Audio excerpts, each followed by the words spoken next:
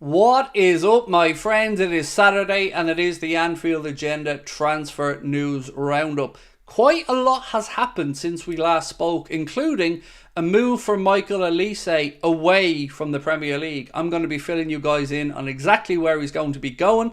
We're going to be speaking about Liverpool's interest in Bilbao's Nico Williams and a couple of other bits and pieces, including me calling out a specific journalist from the Manchester Evening News for a very, very lazy take on Trent Alexander-Arnold and his defensive capabilities. That and much more to come over the course of the next 8 to 10 minutes. This video is sponsored by Surfshark, the best VPN on the market. Surfshark is an app or browser extension that allows you to change your location to access websites in other countries and keep you safe and secure from hackers. Using Surfshark, we here in Ireland can access other countries' Netflix libraries or other streaming platforms like DAZN in Spain for all those important Premier League games. Surfshark keeps you safe and private by protecting everything you do online.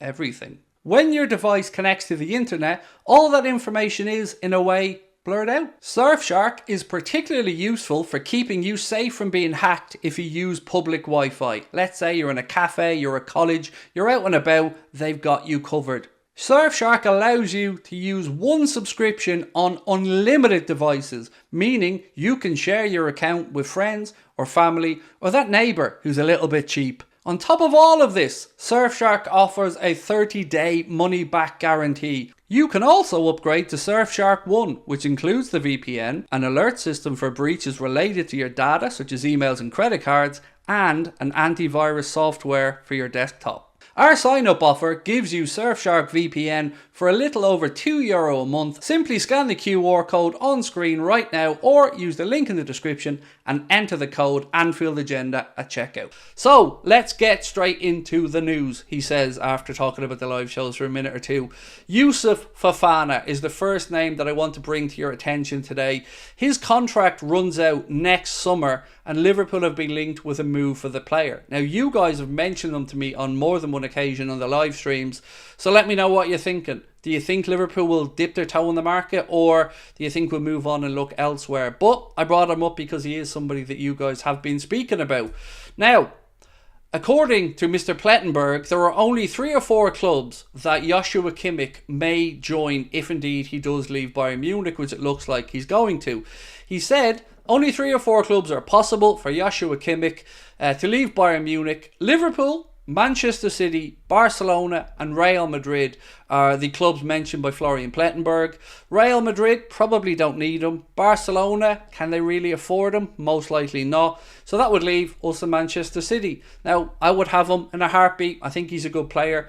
But if I was hedging my bets here, I think a reunion with Guardiola may be more likely. Unless, of course, he looks at what's going on at City and thinks, do I really want to be wrapped up in that if it goes south?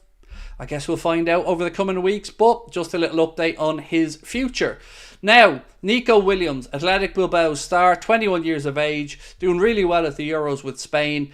According to reports in Spain, Liverpool have also discussed him as a possible player that they want to bring in this summer. Now, what do we know about the situation? Well, we know that he wants a move. That's been highlighted quite highly. Now, Bilbao want to keep him. Again, understandable. His older brother, Iñaki, plays there as well. But Nico Williams is a real breakthrough talent. He, I think, would really like Barcelona. And it's okay saying that. He's playing in Spain. But Barcelona want Lucho. So, is there a situation where Liverpool can come in and get Nico Williams? Well, his buyout clause is 55 million and he's rumoured to be on about 250 grand a week. I think that is in euros, so about £200,000 a week at Bilbao. We could probably make that work. You could probably find a clever way to knock down the weekly wage a bit, maybe a bit of a higher signing on bonus or other things that he can trigger to kind of make the initial figure seem a bit less daunting, because what you don't want to happen is bringing a kid like him in on a high wage and then having to say to the likes of Virgil and Trent when you're negotiating with them, well, we think you're worth X amount, and they can go, but this kid's just come in and he's on big money. So it is possible, but I think it would take Barcelona finding the money or a lever to go and sign Lucho. We ran a poll on our live stream last night and we asked you guys what you would like to happen.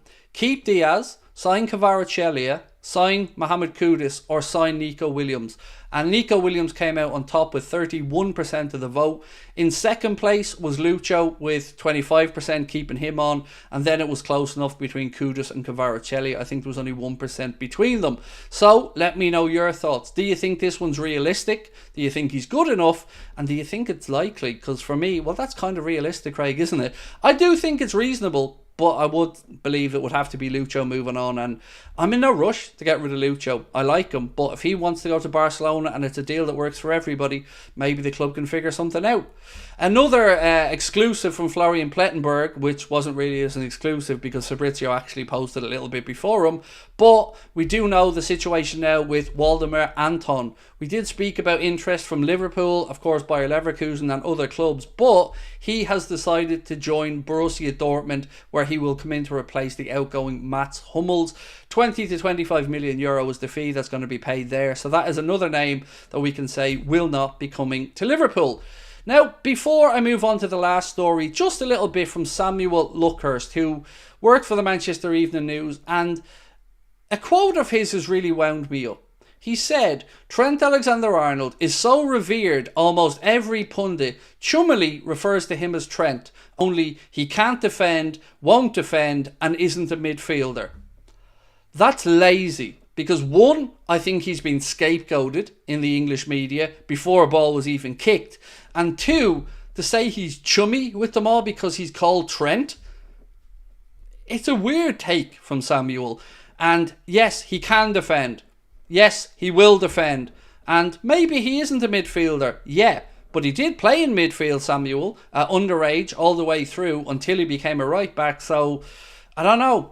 I usually don't mind Samuel's work, but this for me is a very lazy take, and I think he needs to do better, quite frankly.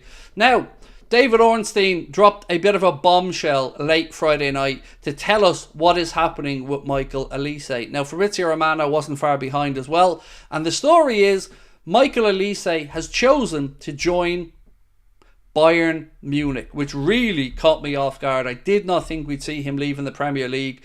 Firstly, we heard Chelsea had dropped out of the race, but that only lasted about 5 minutes before David Ornstein followed up with this to say that Bayern were among 3 clubs, Chelsea, Newcastle and Bayern, who showed an interest, but Crystal Palace's 22-year-old winger will be going to the Allianz Arena to play football for Vincent Kompany and Bayern Munich. 60 million quid was the release clause in his contract. He will be away at the Olympics with France as well.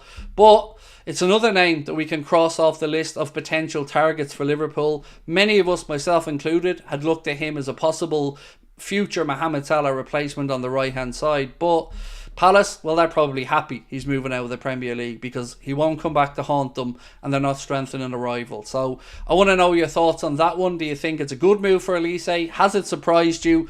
And are you a little bit annoyed that we weren't even mentioned as one of the clubs who are really interested? Chelsea, Newcastle and Bayern, but no mention from David Ornstein of a Liverpool interest. So what are we playing at? When are we going to jump into action? Well, hopefully the answer to that is soon.